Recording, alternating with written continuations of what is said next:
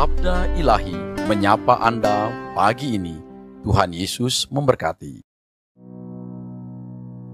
Tenanglah kini hatiku, Tuhan memimpin langkahku di tiap saat dan kerja, tetap ku rasa tangannya.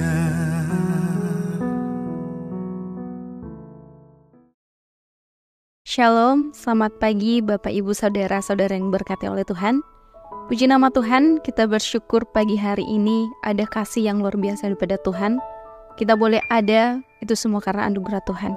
Dan kita mau merenungkan kebenaran firman Tuhan pada hari ini yang terambil dari 2 Tesalonika pasal 2 ayat yang pertama dan ayat yang kedua. Demikian bunyi firman Tuhan tentang kedatangan Tuhan kita Yesus Kristus dan terhimpunnya kita dengan Dia.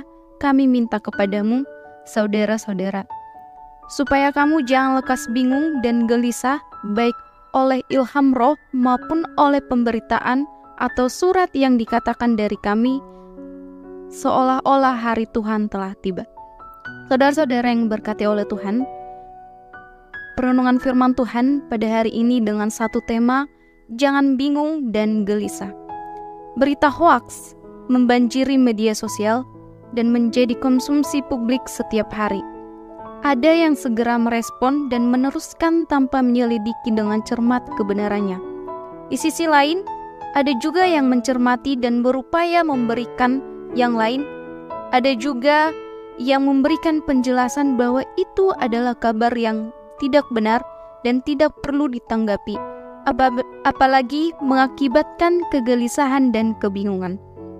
Saudara yang diberkati oleh Tuhan, situasi di masa jemaat Tesalonika tidak sama dengan masa kemajuan teknologi digital saat ini.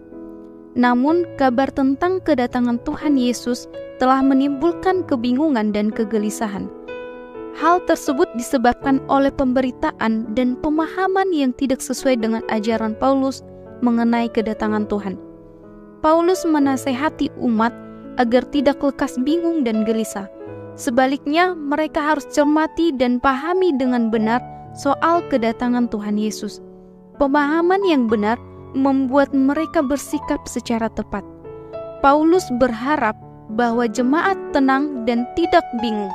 Mereka harus berupaya menemukan penjelasan yang benar tentang kedatangan Tuhan sebagaimana yang diajarkan oleh Paulus.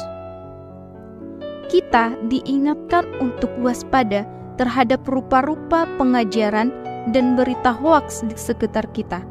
Jangan biarkan persekutuan kita, bahkan hidup kita, hancur karena berita sesat. Berusahalah untuk tenang dan tidak perlu bingung menghadapi berbagai berita sesat yang membanjiri kehidupan ini. Cerdaslah dalam memilah berbagai informasi. Gereja yang bertumbuh adalah gereja yang membiasakan umatnya cerdas menyaring.